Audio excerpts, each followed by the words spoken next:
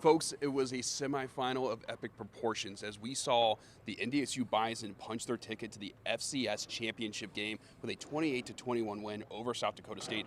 Ryan, we were both down here on the sidelines when that last play happened, the sack. Crowd was going nuts. And we'll see that in the highlights a little bit later, but just the atmosphere here, I think it was expected to be a loud and raucous atmosphere with a sold-out Fargo Dome, but what actually transpired, I think even exceeded those expectations. There were points in this game, it was just very loud and exactly what you want every Bison home game to be, but especially because it was the playoffs, that's exactly what we got here. Yeah, and you could also just see the emotion that was on everyone's faces throughout this game, but especially towards the end. Coach Polisek, this is his first year as the head coach for the Bison. He's taken this program to Frisco again, and he was part of many other championship runs back in the early 2010s and mid-2010s, late 2010s as well. But now he gets to do it as the head man. Cam Miller, he's going for his second title, this time as an undisputed top player for this NDSU Bison program. Yep, they're heading back to Frisco. Let's see how exactly they got there. It was a sold-out Fargo Dome, as we mentioned, for this highly anticipated battle, and we had fireworks right off the bat. First drive of the game for NDSU, a connection we've grown accustomed to all year long. Cam Miller to Bryce Lance, 21 yards through the air and a 7-zip Bison lead. The Jackrabbits in need of a response, and they got it. Mark Gronowski, QB sneak from a yard out, and a new game tied at 7. The Bison offense would stall, and the Jacks find themselves on top for the first time of the day. Amar Johnson, a 39-yard house call, and a 14-7 Jacks advantage. Jacks with the ball again, but Code Green making their impact felt. Cody Heisman forces the ball loose, and NDSU recovers with great field position. And on the ensuing offensive drive from the 2, Miller, clutch Gene, bouncing it outside for the score, and a tie game at 14 in the half. Aaron, just what were your thoughts of that first half from the Bison?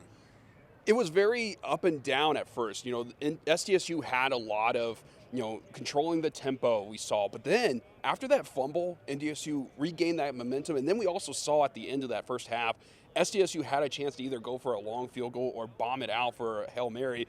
They chose not to, and Coach Jimmy Rogers, disclosed it. They were dealing with some injuries to their quarterback, Mark Gronowski. Yeah, we didn't get another haymaker until the fourth quarter. Still tied at 14, and it doesn't surprise anyone. Second big connection of the day for Miller and Lance. This one, a 47-yard touchdown, and the Bison retaking a 7-point lead. But again, an answer from the two-time defending champs. In the red zone, Gronowski connects with Graham Goring for 14 yards, and it's tied at 21 with just 8 minutes to go. First play on the ensuing offensive Bison drive, Miller using his legs like he did all game long, put it in the books as a 30-yard run and add 15 to it with a late hit flag. Later in the drive, call Sports Center top 10. Miller, jump ball to Lance, and are you kidding me? One-handed grab for the score. Have a day, Bryce Lance. Bison take a 28-21 lead with 4 minutes to go, and a fired-up Bison head coach, Tim Polisek, getting the crowd involved late.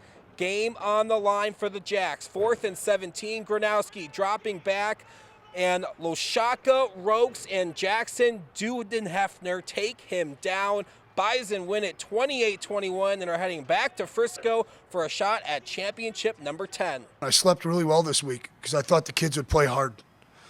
And if they do that, right, there's no failure in that. And I thought we played fearless today.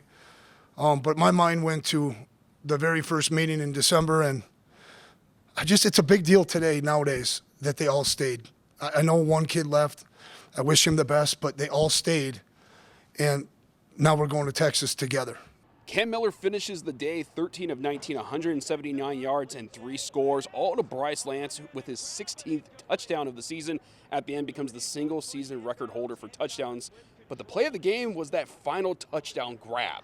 He has his own name now. He's not Trey Lance's little brother, and everybody knew that. And Bryce is who he is, and he's a gamer and a winner, and he wants the ball. And those are guys that I want to play with.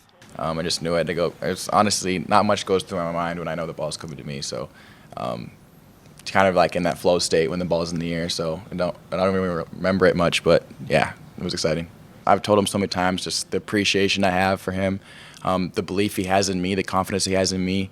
and just the leader he is. Like I said, I didn't get a chance to play the last couple of years, but it gave me a chance to just observe, not only the player he is, but the leader he is, and to try to emulate that as much as I can on the field as well.